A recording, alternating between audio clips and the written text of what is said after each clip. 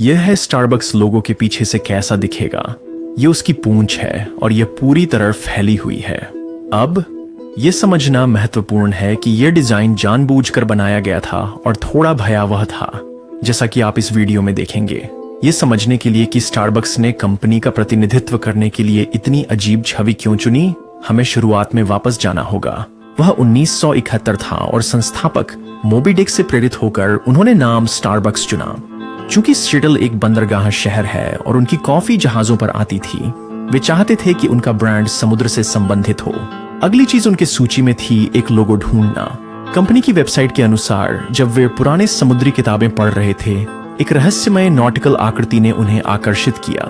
उन्होंने 16वीं शताब्दी की एक 2 पूंछ वाली जलपरी की चित्रण को खोजा, जिसे बाद में एक सायरन के रूप में पहचाना गया, और लगभग तुरंत ही उन्होंने समझ लिया कि उन्होंने अपना लोगो खोज लिया है। आप सोच सकते हैं कि उन्होंने सायरन को चुना क्योंकि यह जलपरी की तरह दिखती थी और समुद्र में रहती थी, लेकिन उनके निर्णय के पीछे वास्तव में एक गहरा और अंधेरा कारण है। देखिए, सायरन का अपना इतिहास है जो कुछ परेशान करने वाला है, और मूल संस्थापक इसे जानते थे। ग्रीक पौराणिक कथाओं में सबसे पहले सायरन को एक स्त्री के सिर वाले पक्षी के रूप में दर्शाया गया था। बाद में उन्हें पंखों और पक्षी के पैरों वाली महिला के रूप में चित्रित किया गया। वे एक ड्रैगन प्रकार के जीव में विकसित होते रहे, जब तक कि अंततः उन्हें आज हम जो जलपरी प्राणी देखते हैं उसके रूप में समझा जाने नहीं लगा। विभिन्न रूपांतरों के बावजूद सायरन की विशेषताएं एक समान बनी रहीं। वे कामुक और हिंसक होती थीं।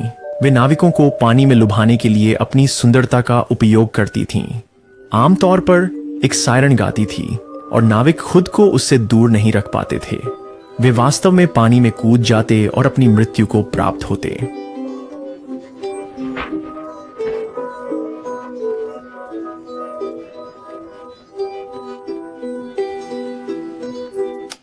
इसका स्टारबक्स से क्या संबंध है? क्या उन्होंने सिर्फ इसलिए जलपरी चुना क्योंकि ये जलपरी की तरह दिखता था?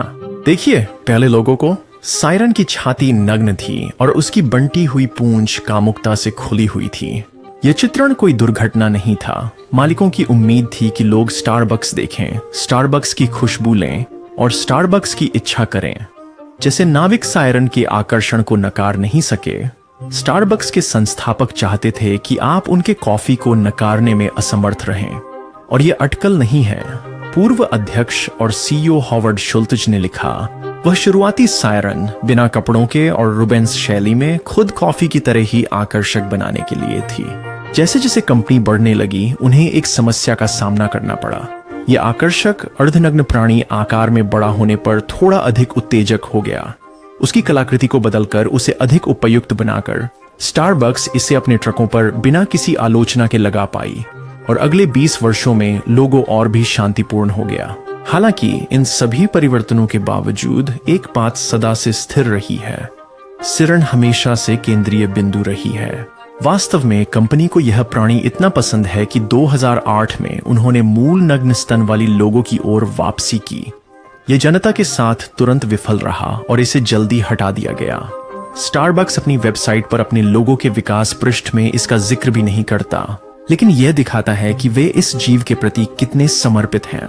और आप सोच सकते हैं कि आकर्षण और अप्रतिरोध्यता एक डरावनी मार्केटिंग रणनीति बनाते हैं, लेकिन दिन के अंत में यह काम कर रहा है।